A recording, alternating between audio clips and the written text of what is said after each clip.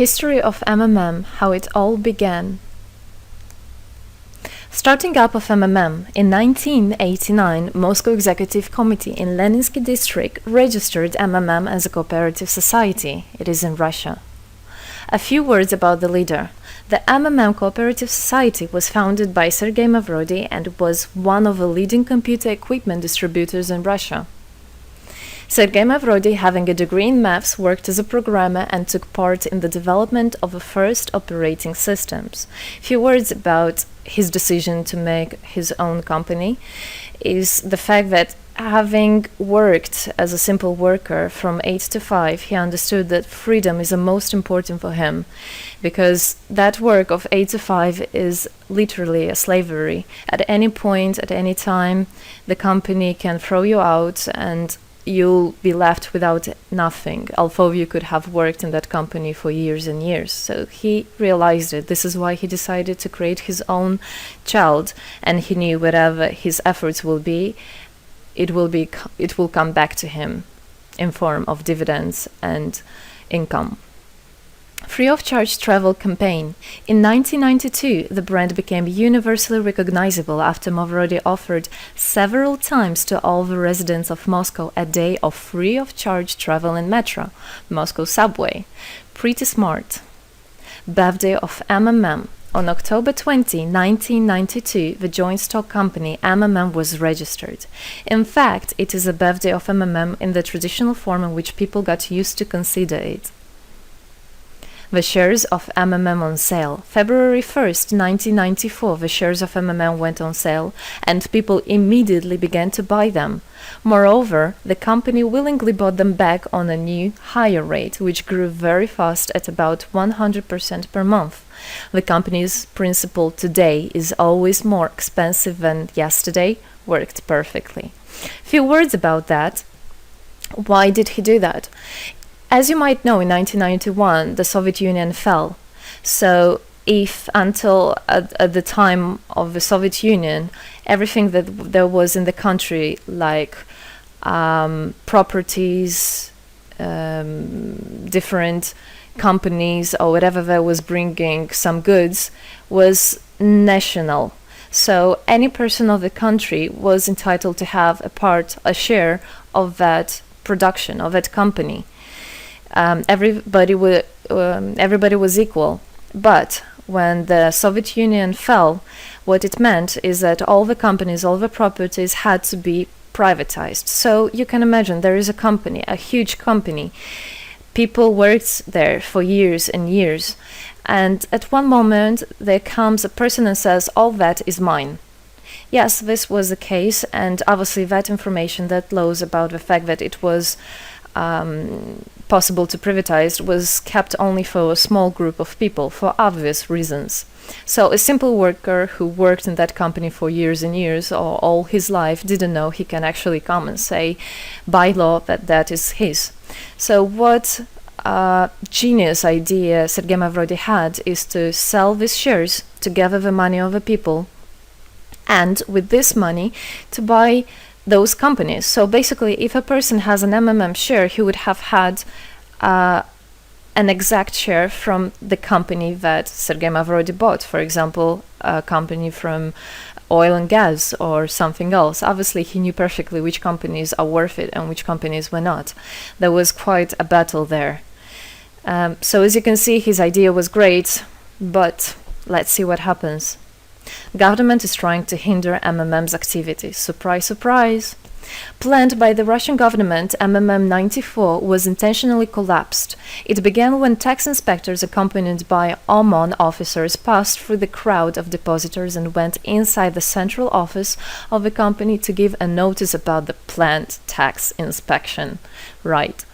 So obviously, the small group of people that I was talking about is the government people, is the people that have connections and so on. And they wanted, obviously, all that money, all those properties to be kept in their hands. This is how the nowadays oligarchs were made. At that moment, they had nothing. In one day, they got loads of money. And now you can know them as very rich people who made their money on the back of a nation.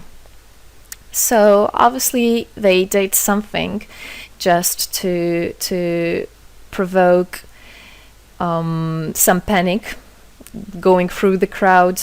Obviously, for any financial institution, a panic is really bad. As I remind you, at that time, MMM was selling shares, was a share stock company, let's say. Mavrody's arrest. Sergei Mavrody was arrested on tax evasion charge. Really lame excuse. It wasn't at all like that. What happened, even the person that was in charge with giving the arrest, he told him that there was no other option for them. They had to do something, even though it was illegal what they were doing, but they had to do it as they were afraid of him. Because, as he said, another 2-3 months and in whole Russia there would be no government, no banks, nobody, only Sergei Mavrody, that who holds the money nowadays. This is in charge. So he was arrested, and his arrest was broadcasted live on all TV channels, obviously to show off more, to show people how bad he is, and actually the government didn't do anything wrong. On the same day, there was a storm of the central office of MMM. The company was prescribed to recover 49.9 billion rubles to the budget. Huge money. The question about the money in MMM 94 is open, as no one still can give an answer where it is. The authorities simply turned a blind eye to it, although hundreds of eyewitnesses are ready to confirm, even under oath in court, that they saw 17 trucks take out cash through the back door. So unfortunately, at that time, there was no internet, no bitcoins, no other internet wallets, and all the money were obviously kept in cash in the MMM offices. And the government took advantage of it. They just came, took it out, and then they said nothing. Moreover, they didn't say where the money went. They even made the way to make people believe that Sergei Mavrody was the one who took all those 17 trucks of money and disappeared. But obviously it wasn't the case. It was a simply lame excuse. Demonstrations against state authorities. August 1994. Thousands of MMM depositors affected by the artificial collapse of the pyramid protested and demanded to set Mavrody free. Actually, Mavrody could have used his powers and do bigger protests, but he decided not to do that, as that would made as obvious a different protests of this type. Could be people injured or even killed, so he decided not to use people in this purpose. It was very noble from him to do that. MMM leader became a deputy. However, he found a way to get out of the prison. Being imprisoned, Sergei Mavrody had managed to register as a candidate for a deputy of the State Duma and was released from prison. He won the elections by a landslide and became the deputy of the State Duma of the first convocation. So, as a deputy in Russia, they have privileges. This is why, becoming a deputy, he was set free. The State Duma is against Mavrody. Surprise, surprise! The State Duma deputies deprived Sergei Mavrody of his deputy plenary powers due to his permanent absence at the Duma's meetings. That incident was the only one in New Russia's history. Sergei Mavrody wasn't interested at all in politics. It's not, he hates politics, as he said it many times. So he became a deputy only for the reason to get out of a prison. That's it. He wasn't interested to go to at their meetings, as he himself considered as well the people there as being quite silly and not worthy to spend time with. But this was another lame excuse for them to deprive him by saying that he is absent. A candidate for presidency. The Central Election Commission registered the authorized representatives of the initiative group that had nominated Mavrody as a candidate for the president of Russia, but subsequently rejected a significant part of the signatures in the support of a candidate, and his registration was renounced. So, for obvious reasons, they did that again. They weren't interested into having a fair president, a fair leader on top of their head. Revival of MMM, January 2011. Sergei Mavrody renounced launching a new launching a new project of MMM 2011, Together We Change the World. Previously, there were simply no analogs of similar systems in the world. The film about MMM, the launch of a project fell in the same time interval with the release of Russian film about MMM Pyramid, the plot of which is based on the eponymous book in which the history of MMM is disclosed by Sergei Mavrodi. So he wrote a book, and there is a movie which I highly recommend you to watch. You can find it online on YouTube. MMM is building a new, fair financial order. June 2012, the activity of MMM made a lot of banks collapse and a huge outflow of funds from deposit accounts happened. The system numbered more than 35 million members at the time. For obvious reasons, the fight against the system started. It suffered the same fate as MMM 94, eventually collapsed. So what happened? A lot of banks, as I already said, had a huge outflow, and another minus of the system of that time was that it wasn't really quite a community, because the money was still kept by the managers in MMM. So it wasn't the same idea as it is now, comparing it now, where people exchange money between themselves. You don't need to put it in a central account.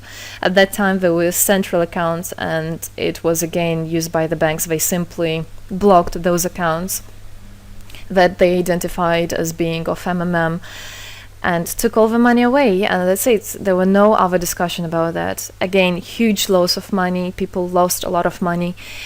Sergei Mavrodi didn't get all of them. It was again the banks that took the advantage of it.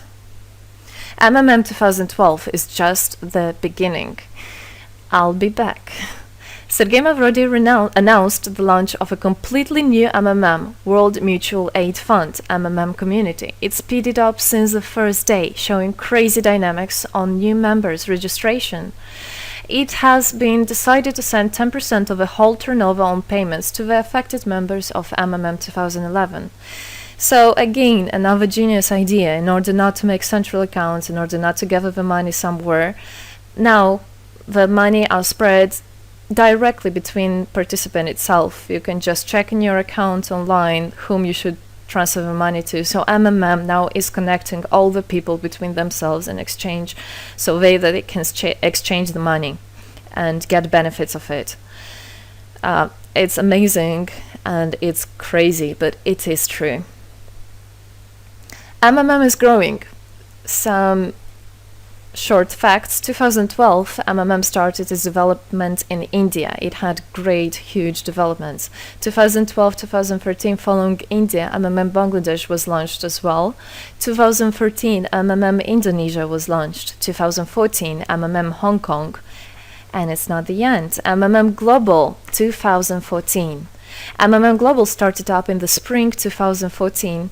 It is a voluntary network, a community of millions and millions of people from more than 100 countries worldwide. So there is already MMM settled in Argentina, Brazil, Philippines, Hong Kong, and other. And all the rest of people in the world from all the countries of the world are able to participate as well. So they rebelled against the financial slavery and combined their money for this purpose. So how it is possible? MMM, the Republic of Bitcoin. Bitcoin is another genius idea to set the world free. For MMM Global participants' convenience, there were some 20 ideas on funds transfers implemented.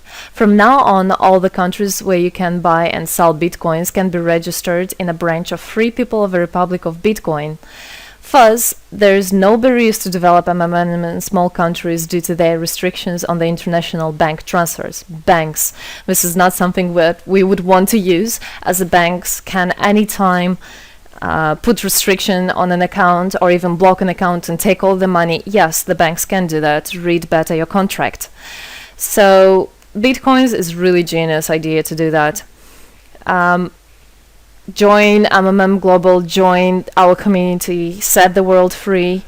Don't hesitate, don't even think of going back, just go always forward. We are writing the history right here and right now. We are not going to be any more slaves working from 8 to 5, having pennies for that. We want to hold our own money and to get the benefits of it. I don't want a bank to use my money for their own purposes. I want us people, free people, to use our money, to exchange the money when it is needed, and to help each other. This is really a great idea. And join us, write the history here today with us. And together we will indeed change the world.